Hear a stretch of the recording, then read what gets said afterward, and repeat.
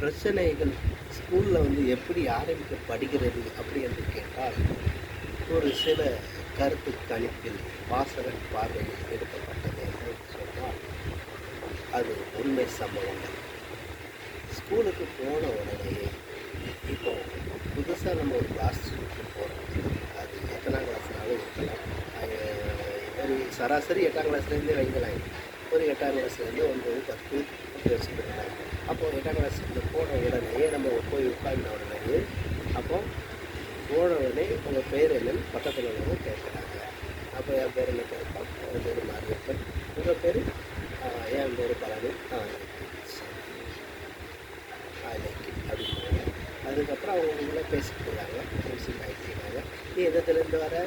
நான் அங்கே மேற்க இருக்கிறேன். நீ எங்கே இருக்கிற? நான் இங்கே பக்கத்தில். அப்புறம் ஒன்று சொல்கிறாங்க. அதுக்கு அடுத்த வார்த்தை இருப்பாருங்க. உங்கள் அப்பா என்ன வேலை பார்க்குறாங்க? எங்கள் அப்பா போலீஸ்,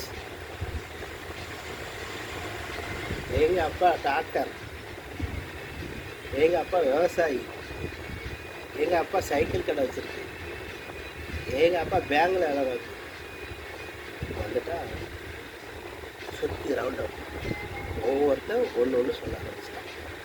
ஆக இதில் இருந்து தான் பிரச்சனைகள் உருவாகிறது என்று கூட சொல்லலாம்.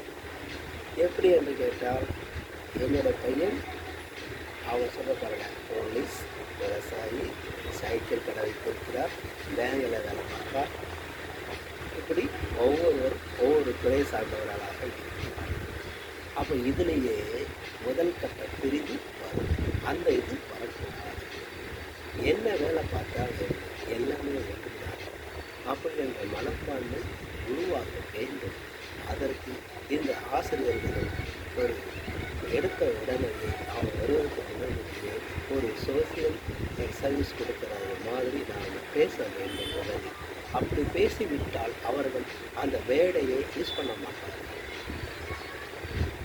அதிலிருந்து எல்லாருமே மாற்றம் ஒன்றே மாறாதது. அதுபோல் மாற்றம் உங்களிடம் இங்கே ஆரம்பிக்கும். அப்போ தான் இந்த வாழ்க்கை, இந்த நகரம் எல்லாமே மாறுபடும் என்று சொல்லித்தரேன்.